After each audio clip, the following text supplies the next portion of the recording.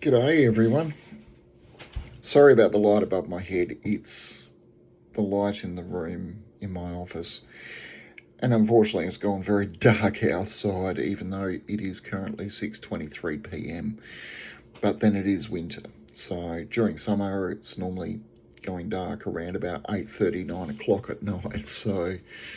But we are headed towards winter. Um,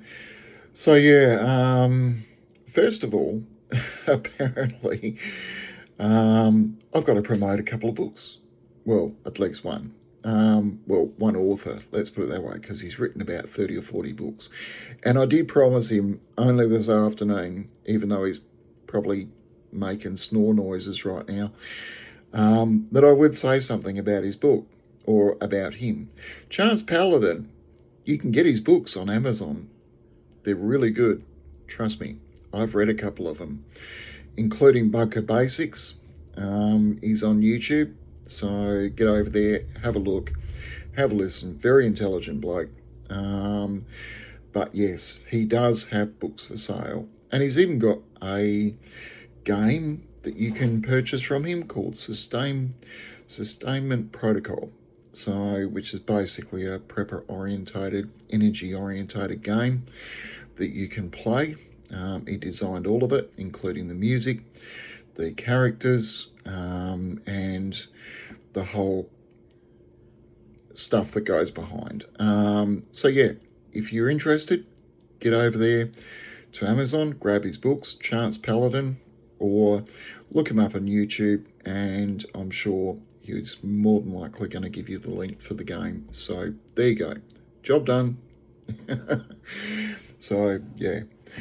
Anyway, we were talking this afternoon because he's actually coming to the end of a series of books that he's been writing as we've been chatting online, and one of our mutual friends, her YouTube tag name is Seraphim Angel Wings. We're talking about the Aboriginals, and so that's what I thought I'd talk about tonight.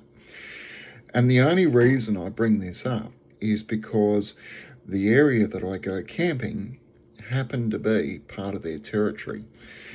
And when I first arrived in this area, I live in South Australia. There's a big conservation park here called the Ngarkat Conservation Park, sort of stuck between the Mallee Highway and Tintinara/Border Town.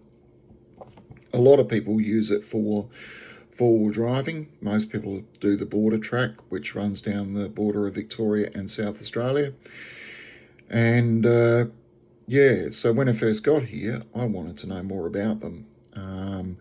So I started looking up quite in depth, basically, because I soon discovered that unfortunately there's none left. They've all passed away. And so it was incredibly difficult to actually find anything on them. Yes, you can go on the internet, and the more you sort of keep digging and digging and digging, like every other research project that people do. And I did this just off my own back.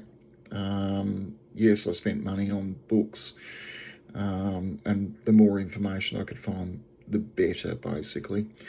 And I've sort of reached the point where I actually know what they look like back in the day. And that was predominantly because of a lot of contact that I had with the South Australian Museum. And there's an awful lot of information that is freely available to anyone who asks. And I want to really thank the professor who helped me put it all together. So the Ngarkat Conservation Park is a lot smaller than what the territory that they actually had was. And I apologise, I'm going to be looking up a bit because I'm looking at my computer screen.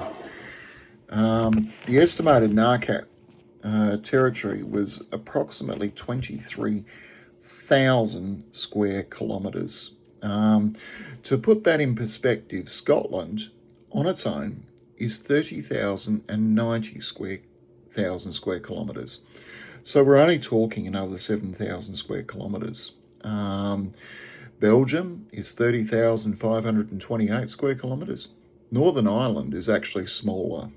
Um, it's only around about 14,130 square kilometres, and a country called Albania is a little bit bigger at 28,748 square kilometres.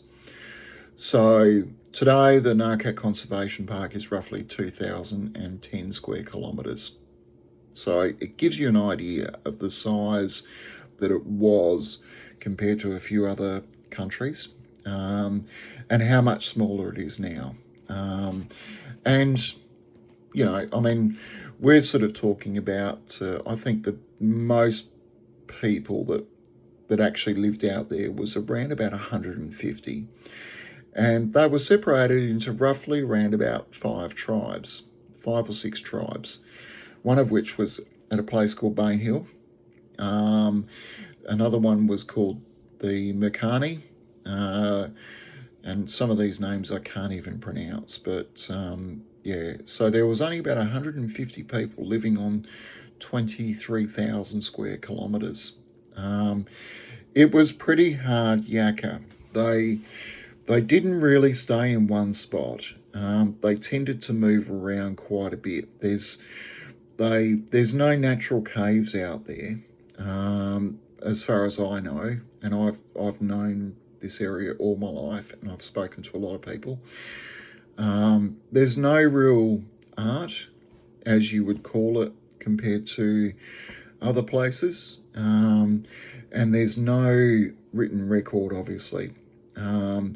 So they basically sort of stayed in relatively small areas, small sort of places, and then they would move.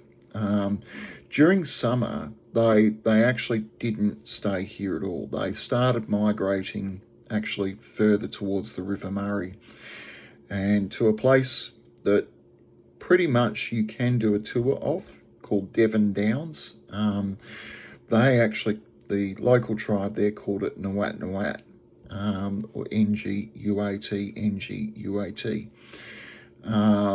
Now, when I actually visited the area, it basically is probably around about 50 or 60 foot above the waterline, and there's actually a natural indent into the cliff face, and you can actually, the top of the, I suppose, cave is still blackened with quite a bit of smoke from all the fires that they would actually cook there. And it's funny, originally my belief and a lot of the stuff that was written suggested that they actually stayed within their own territory. They were never allowed to swim there. Not that they could. I don't believe they could. They never owned canoes, because what do you need that in the Mallee area for? And so they would camp, based on a lot of the information that I was originally told. They would camp within their territory, and then they would walk to the river down a separate track in the cliff face, which still actually exists, and come down, collect water, and then basically stay there during the day and go back and camp at night. Now, when I actually visited Devon Downs, I did go down into the caves, and look, the people were absolutely fantastic. There's a lot of history there, and it staggers me that there's unbelievable artwork. There's an incredible amount of knowledge there, and yet so very few South Australians hear about it. Most South Australians tend to get on a plane and go up to Darwin and see artwork that is incredibly similar to what's actually at Devon Downs. It is staggering how well it is being preserved, considering houseboats have been running up and down the river and people just don't care. They basically just carve their names into the cliff face where the Aboriginal art is. I mean, it's just pure desecration as far as I'm concerned, but get enough people on a houseboat and drink enough, and that's what they do. Unfortunately, they don't have the funding to be able to sort of close it off, so they're trying their very best, but it's a losing battle. So I would love to see more funding basically go towards Devon Downs for the preservation of something which is astonishingly old. And the more you get into this sort of a study, the more you realise that there were academics who have been around for a long, long time. And one of those guys is Norman Tyndale. He did an astonishing amount of work, not just here in South Australia, but all across Australia, and made records, recorded words, voices, you name it. He did it. Just about every tribe there is to know, and his map of all the tribal areas. And yes, there's some question as to whether the locations are exact, and that's fair enough. But you know, it is an incredible map. And the SA Museum actually had an opening where they actually showed it to scale, or just a very, very large version of it, and it was enormous. To sort of stand there and be able to see the sizes of all the areas of each tribe and exactly how many tribes there were in Australia. So Norman Tyndale just went up and down the River Murray, spent quite a lot of time there, and actually did some excavations at Devon Downs, and they actually found a Tasmanian tiger's head as the deeper they went down, so proving that Tasmanian tigers actually did exist on the mainland at some point, although most of us already knew that, even though they're extinct now. So the Aboriginals at the time were actually using them as food. So yeah, Devon Downs is an astonishing place. So the Ngarkat would come to the River Murray because their water sources had pretty much dried up in the Mallee. And then after summer, they'd sort of start their journey back. And a lot of places, they didn't actually name anything. Like, there were no specific towns' names. That wasn't their thing. They named spots that they kept on going to, but they weren't populated permanently. They were just spaces in the landscape. So, for example, they stopped at a place called Karoonda, and I'm just trying to find it on my list. I know I've got it there somewhere. I can't find it. But Pinaroo apparently was derived from an Aboriginal name called Big Name, Old Man, or Resting Place. Where are we? Marama was named, its Aboriginal name is Black Duck. So the white European settlers have actually named places, but the Aboriginals, because of their conversion from obviously English to their language, has converted into various different things. Karoonda was winter place, so that's probably where they stopped between the Mallet, or between their main hunting grounds and Devon Downs, because that's the general direction. The Ngarkat was actually described in Edward John Eyre's book. He did quite a number of trips up and down the River Murray, and basically along with Captain Stewart, and I've actually got their diaries. So I've read through them all, and I'm just scrolling down to figure it out. So during winter, the Mallee gets incredibly cold. It's basically a desert for all intents and purposes, even though it's got trees and everything else all over it. During summer, it gets stinking hot. So we're getting up to, 50 degrees Celsius plus during the summer. During the winter, gets down to around about, I suppose, 10 or lower. And overnight it certainly gets into the minuses, -2. So it did get incredibly cold. So the Ngarkat were basically using everything from kangaroo skins to pygmy possums, to wallabies, using every single part of the body that they'd actually killed. So they weren't just eating the meat and then ditching everything else. The wallabies, they would actually tuck the head inside, and then they'd basically use it as a water bag, and they'd actually stitch it up. So that was actually carried around about 10 litres of water, which was quite significant. Out here we get little plants, crawlers that go along the ground, and they produce I suppose a seed about that big, and it's when you actually chew on it, you actually get moisture out of it. So they would have as many of those in their little pouches as they could, and as they were walking, they'd just chew on them, and that was their water. They were around about 5'7", 5'8" tall. They weren't skinny. They had a more athletic sort of look to them. So think of a long distance runner, and that's sort of getting where you're going. So they were quite interested in tattooing.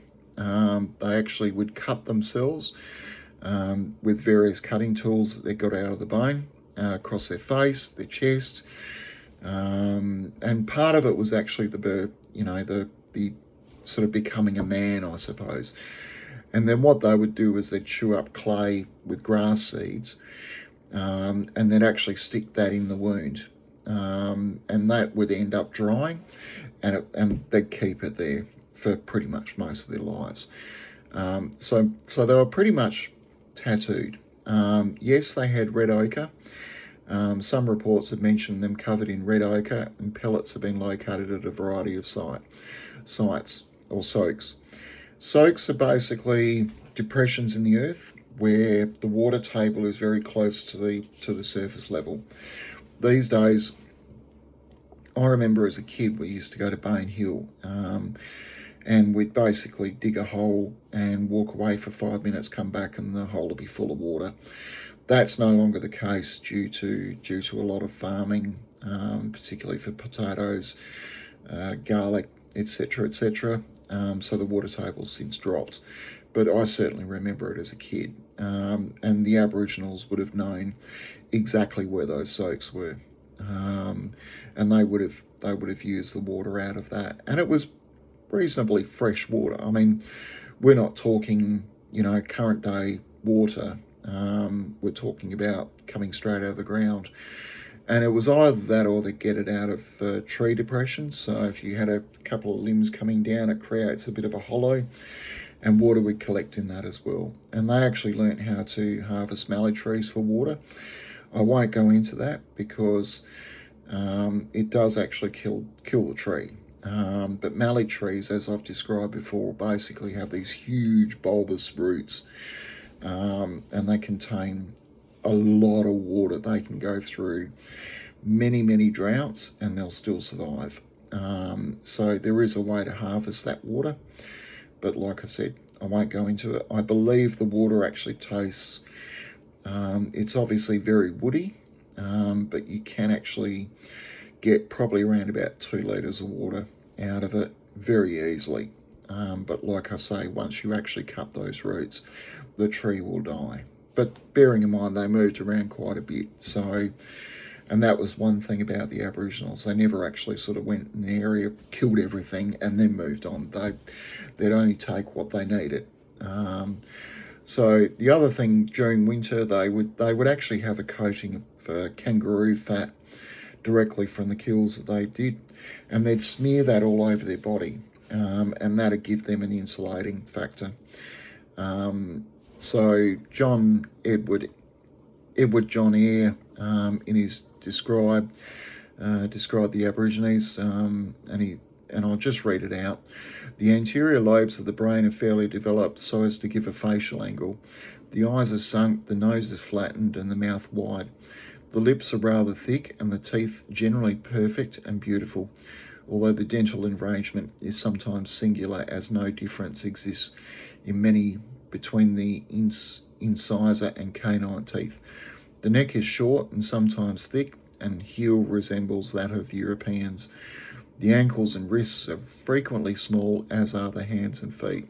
The latter are well formed and expanded, but the calves of the legs are generally deficient. Some of the natives in the upper districts of the Murray are, however, well formed in this respect.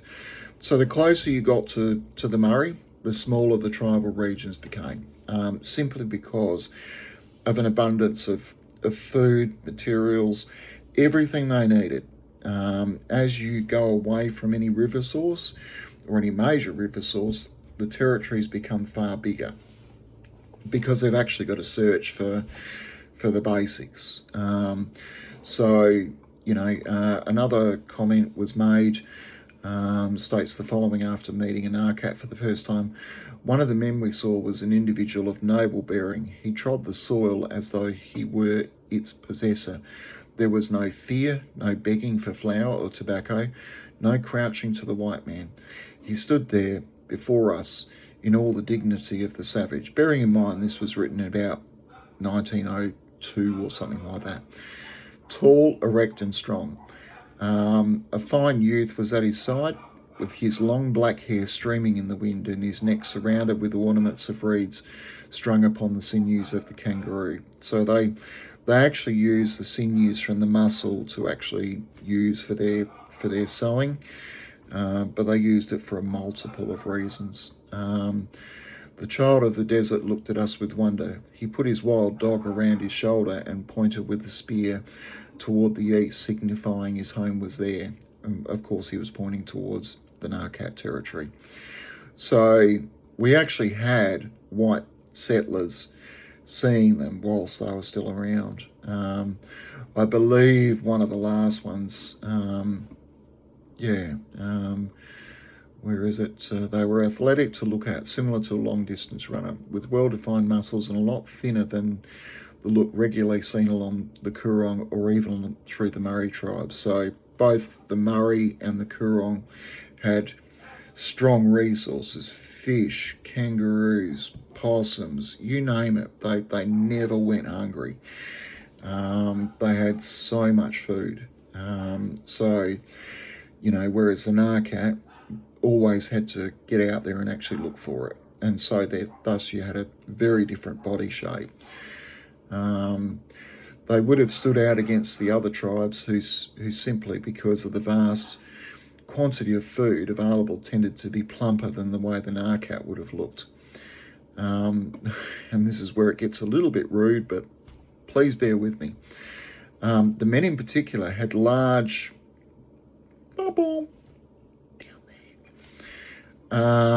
than those of the Murraylands, along with a voracious sexual appetite. The females had larger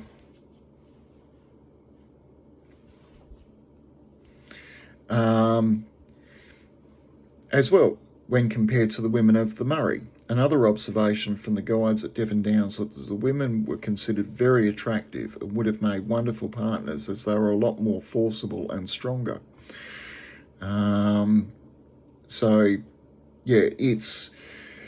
It's incredible how you get this information, because you can't just look half of this stuff up on the internet. There is a lot of information available. The problem, I suppose, where I've got is that I've kind of reached as far as I can go in terms of research, because I've read 400-page books written by people way back. I've been to the South Australian Museum. I've read stuff that you're not allowed to actually borrow. You actually have to read in a certain room. So that book is not allowed to actually exit that. And the guy that's been helping me has been phenomenal. Seriously, really good. And he's still generally is writing things very regularly, which I get copies of. His interest is more the astronomy side of things, the astronomy slash, I suppose, feelings about what these stars sort of meant to them. Because bearing in mind, they didn't have a lot to do. They were always busy. They were always hunting. And these guys could actually get within 5 meters of a kangaroo without the kangaroo realizing they were there. They were, to say that they were good hunters is just, it's honestly, it's a piss poor way of describing it. They were exceptional. These guys could sneak up to someone sitting in their backyard, and be within a meter of them without somebody knowing. That's how good they were. Their stepping was phenomenal. Their ability to blend in with nature was just something else.